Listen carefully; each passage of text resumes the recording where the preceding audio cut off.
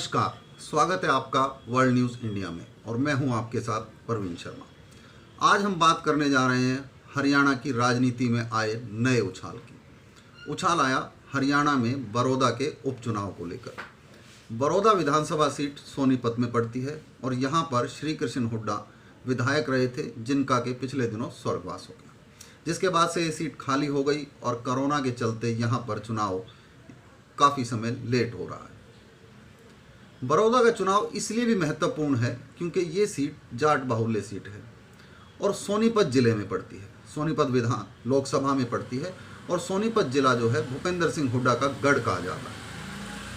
अब इस सीट का महत्व इसलिए भी हो जाता है कि पिछले हुए चुनाव में कांग्रेस ने 31 सीटें लेकर दूसरे स्थान पर रही और भाजपा 40 सीट लेकर पहले स्थान पर रही, जिसके बाद भाजपा ने जेजेपी से गठबंधन कर सरकार बना ली। अब भाजपा गठबंधन के लिए चुनौती ये है कि वो भूपेंद्र सिंह हुड्डा के गढ़ में किस तरह से सेंध लगाकर इस सीट पर कब्जा करती है। वहीं कांग्रेस के लिए चुनौती है कि वो अपनी इस सीट को किस तरह से बचाती है।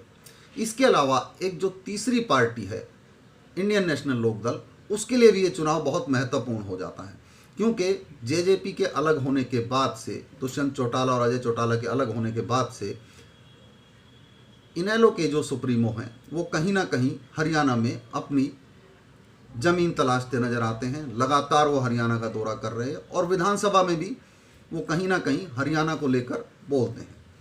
हम बात कर रहे हैं अभय सिंह चौटाला की। अभय सिंह चौटाला के लिए भी ये चुनाव बहुत ही महत्वपूर्ण है, क्योंकि अभय सिंह चौटाला अगर यहाँ पर अच्छा परफॉर्म करते हैं तो आगे आने वाले चुनाव में उनकी पार्टी के लिए विस्तार का मौका है, लोग उनसे जुड़ सकते हैं।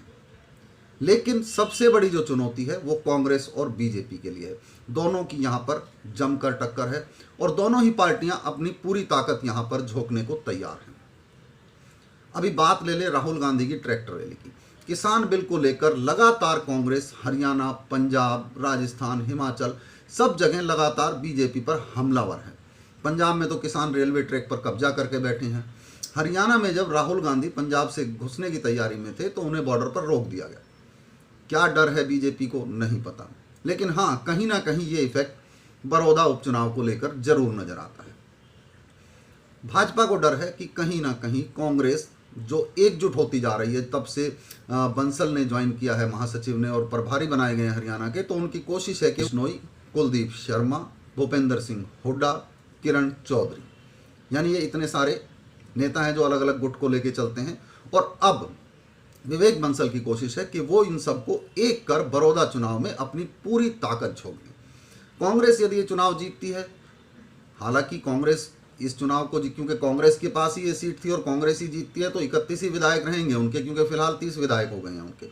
लेकिन अगर भाजपा ये चुनाव जीतती है तो कहीं ना कहीं भाजपा का कद बढ़ता है और आगे आने वाले समय में ये कांग्रेस के लिए खतरे की घंटी हो सकती है।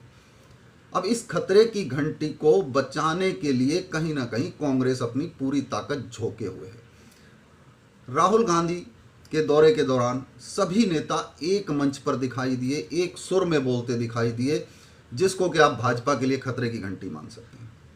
अब देखने वाली बात यह होगी कि भाजपा बड़ौदा सीट पर किस तरह से चुनाव को लड़ती है। देखा जाए तो भाजपा की जो रणनीति हमेशा रही है और वो जीतती भी रही है, लेकिन इस बार की रणनीति में और आम चुनाव की रणनीति में कहीं ना कहीं फर्क आएगा, क्योंकि फोकस सिर्फ एक सीट पर है और वो सीट जाट बाहुल्य सीट है।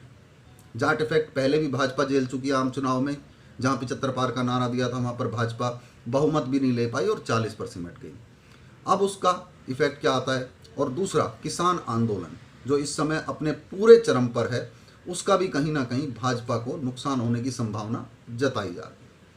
आइए हम आपको समझाते हैं बड़ौदा सीट का गणित क्या है। बड़ौदा सीट सोनीपत जिले में पड़ती है, सोनीपत लोकसभा में पड़ती है और यहाँ पर अभी तक कांग्रेस जीतती आई है, या इससे पहले ओम प्रकाश चौटाला और ताऊ देवीलाल के समर्थक यहाँ से जीतते आए हैं। भाजपा इस सीट पर कभी भी जीत दर्ज नहीं कर पाई है और यही बात है कि भाजपा इस सीट पर जीत दर्ज करना चाहती है, लेकिन इस सीट को भूपेंद्र सिंह हुड्डा का गढ़ भी माना जाता है। इस सीट को ही नहीं, पूरे सोनीपत लोकसभा क्षेत्र को भूपेंद्र सिंह हुड्डा का गढ़ माना जाता है।